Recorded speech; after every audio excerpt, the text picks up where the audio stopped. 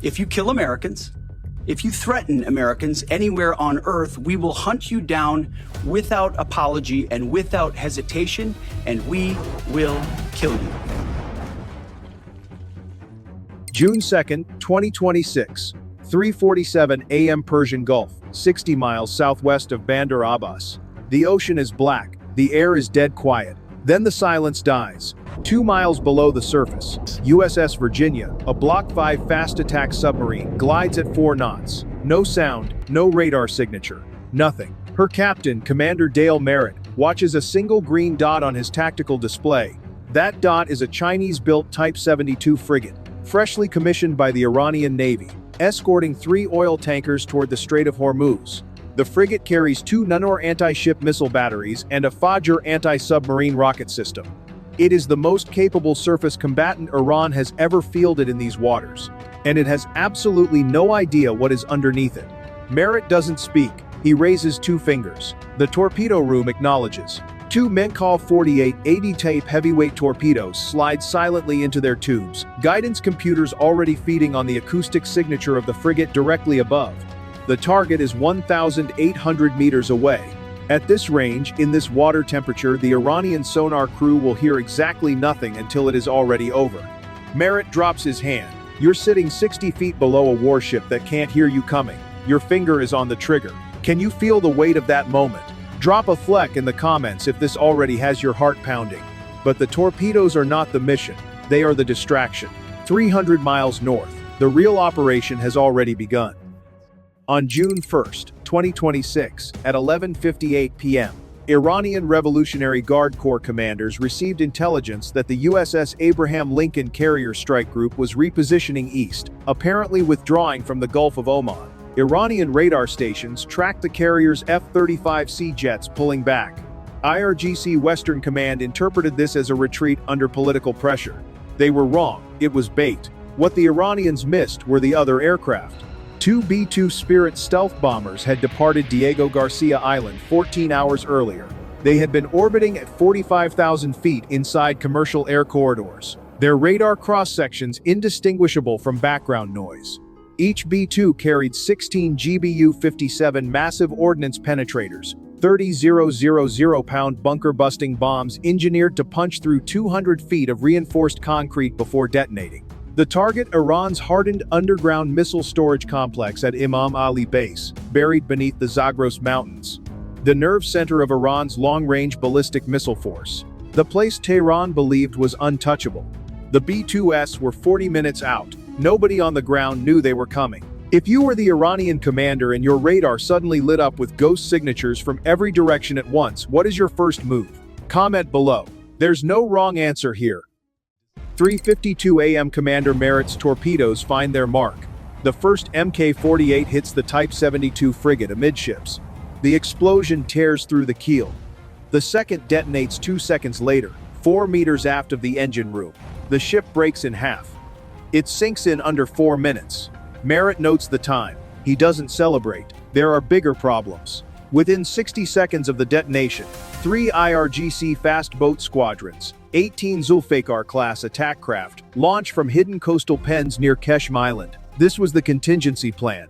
Iran had staged these boats specifically in case their frigate was taken out. The goal: flood the strait with fast, armed targets and force the U.S. Navy to split its defensive coverage. The boats scream across the water at 45 knots in a wedge formation.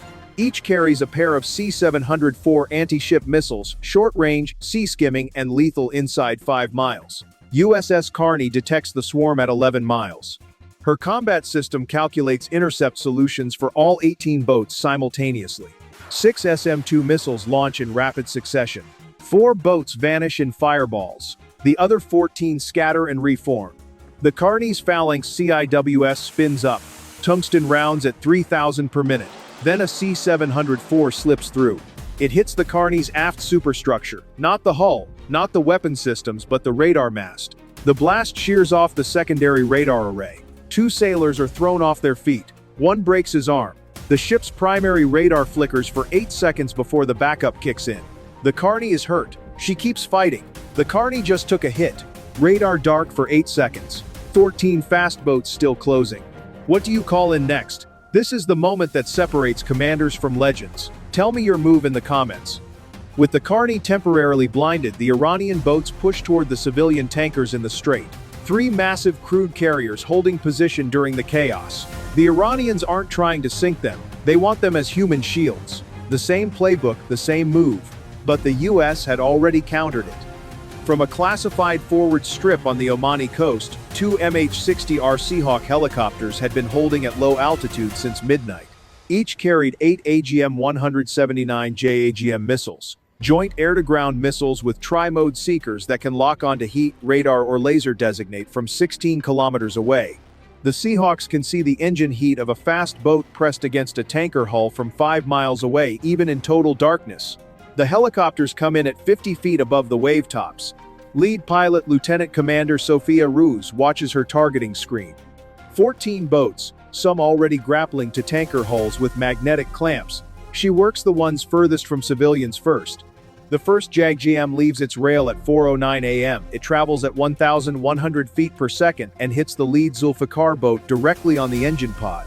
The boat disintegrates. No fire, just pieces. Over the next 6 minutes, Ruiz and her wingman work through the formation methodically. The JAGM's compact warhead, sized precisely to destroy a small craft without igniting a neighboring tanker's cargo, performs exactly as designed. 11 boats gone. 3 run for shallow coastal water. The helicopters follow anyway. The human shield strategy collapses. The tankers are surrounded by wreckage and silence. Lieutenant Commander Ruiz just cleared 14 armed attack boats in 6 minutes while protecting civilians throughout. Does that kind of precision under fire give you chills? Drop a comment which branch of the military earns your deepest respect right now. 4:22 a.m. The B-2S reach their release point. At 45,000 feet, the bomb bay doors of the lead Spirit open. The aircraft shudders as the first GBU-57 drops free. Invisible. Silent. It falls for 62 seconds before its guidance fins make their final micro-adjustments. The weapon hits the mountain exactly where the targeting planners calculated, directly over the ventilation shaft access point above Tunnel Complex Delta, the deepest storage level of the Imam Ali facility. The bomb penetrates 180 feet of reinforced concrete before detonating. The mountain doesn't explode, it exhales. A column of dust and superheated gas erupts from every ventilation opening simultaneously. The internal pressure wave propagates through 2 kilometers of underground corridors. Inside those corridors, missile assembly areas, warhead storage vaults, command and communication bunkers, all of it gone. Not damaged, gone. The second B-2 hits the secondary complex 40 seconds later. Its GBU-57s are targeted at the tunnel entrances, sealing exits and blocking any future reconstruction. From first detonation to final impact, the entire strike takes less than 3 minutes. Iranian radar operators across the country scream into their radios. They are tracking massive seismic signatures from the Zagros Mountains. They see the dust plumes on satellite feeds, but they have no aircraft to intercept. No missiles to fire back. The bombers are already 200 miles away, climbing to cruise altitude. Bay doors sealed, completely invisible. They were never there. A B-2 just erased a mountain bunker that Iran spent a decade building and nobody saw it coming. That feeling of total silent dominance, does it fill you with awe or does it scare you? Be honest in the comments. By 5:15 a.m. on June 2nd, the Strait of Hormuz is open. The Iranian fast boat swarm is at the bottom of the Gulf. The frigate is wreckage on the seafloor. The underground missile complex that Iran believed would survive any airstrike is rubble beneath a mountain. The civilian tankers are scarred but afloat. Not a single American life was lost. 2 sailors aboard the Carney were treated for injuries. 1 broken arm, 1 ruptured eardrum. In Tehran, IRGC command is trying to understand what happened. Their models predicted the carrier group would stand off. They predicted the B-2S would be detected. They predicted the fast boats would overwhelm the US helicopter screen. Every single prediction was wrong. Not because of luck, because of planning, technology, and execution operating on an entirely different level. Commander Merritt surfaces the Virginia at dawn. He transmits a single encrypted message. 2 words. Mission complete. The Virginia slips back below the surface. She will not be seen again for weeks. On the deck of the Abraham Lincoln, an F-35C touches down as the sun breaks over the Gulf of Oman.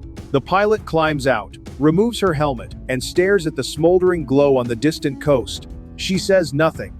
The message has already been delivered. 3 weapon platforms, 1 night, 0 American lives lost. The Strait of Hormuz, the most strategically critical choke point on Earth, stayed open. A submarine nobody detected. Helicopters nobody heard coming. Bombers nobody saw.